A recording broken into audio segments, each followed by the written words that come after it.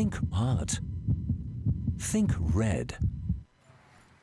Now, last Wednesday, I flew out of Cape Town and I headed towards Durban. I stayed there to commentate at the Comrades Marathon. And I must say, just being a commentator and being part of that amazing experience was life-changing in its own.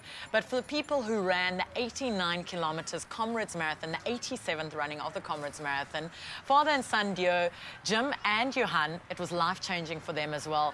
Johan doing his first Comrades and Jim his 31st. Guys, you were with us last week. Welcome back to Expresso. Thank you so much. This time sporting your medals. Well, he doesn't have his, but I got mine, yeah. Your first one, Johan, absolutely incredible seeing you cross the finish line. Tell us about the journey. It was a really amazing journey. It really took long. It felt like I was working all the way. But seeing the camaraderie with the people along the way and just be able to run with my dad the first 15Ks was definitely life-changing. It's not one of those things, bucket list, and one of those things I'll remember forever. So it was really amazing. Jim, you've been through 31 Comrades. Has it changed through the years? Has it become really blasé, or was the memory still amazing? The memory's still amazing. It's obviously changed. It's the numbers have dictate the change, the need to commercialize and that sort of thing. But the spirit is still there. Yeah. It's still a most fantastic experience, and well, I'd like to keep going. It's just as long as I can.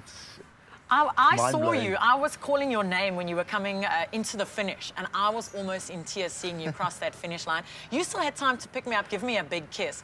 But I want to refer back to Don't kill my wife. No, 1980. We actually have a picture on screen right now, and you were at the Comrades. It quite a difficult year for you. You actually collapsed. So tell us about the photo. It was, I'd hit the wall in the traditional way, and it's the time before Tim Noakes had come up with his energy replacement and the things that they use nowadays. And I'd had to dig very deep to keep going, and 20 meters from the finish, literally, I think it was a bit of a mind switch off. I saw the finish, and everything just went and I was man down, and I started crawling. I was picked up. I remember in those days it was wonderful to feel that it was a black and a white guy. I saw it later on TV because they did a lot of replays.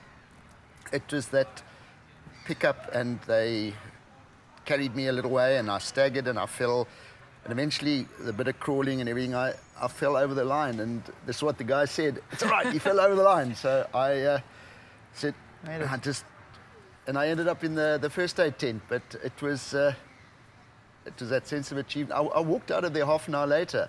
It was just the lack of energy, but it was just part of it all. It was exciting.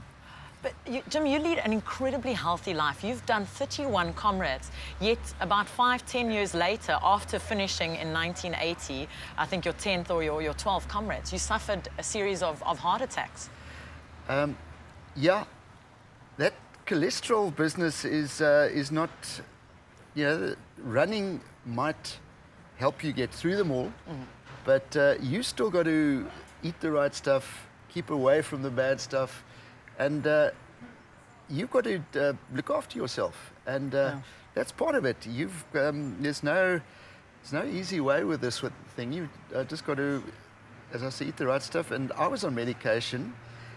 And I'm still on medication. Unfortunately, it induces a bit of cramping on my part, but I've got to deal with that as well. That's the way you've got to go. And also, Johan, it's, as you know, cholesterol being hereditary, you often get your cholesterol tested. How important is it for people out there to be tested regularly? I think it's very important. Like I said, I now, while I'm young, I don't have to worry right away. But doctor says every 5 years come and check up. But also good to see everyone at the finish of the race, or the start as well, at the expo, where they can go and test their cholesterol. And we're seeing hundreds of people line up, all different colours and shades and ages, checking their cholesterol so they know where they are at. So it's good to check those things. Well, guys, congratulations. It was really amazing. I saw you before and I saw you at the finish line. And looking forward to seeing you at the start next year of the Comrades Marathon. Well, we'll see your 32nd and your second run. Well, hopefully you too, because remember there's that little suggestion from your Oh, side. you never know. So very, very important. We've heard it from the guys themselves. Remember to know your numbers. Check your cholesterol regularly. It is known as the silent killer.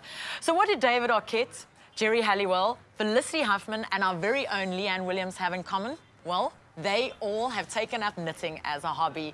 Here's some more details about Leanne's knitting, and we are also giving away a looming kit. Over to Leanne.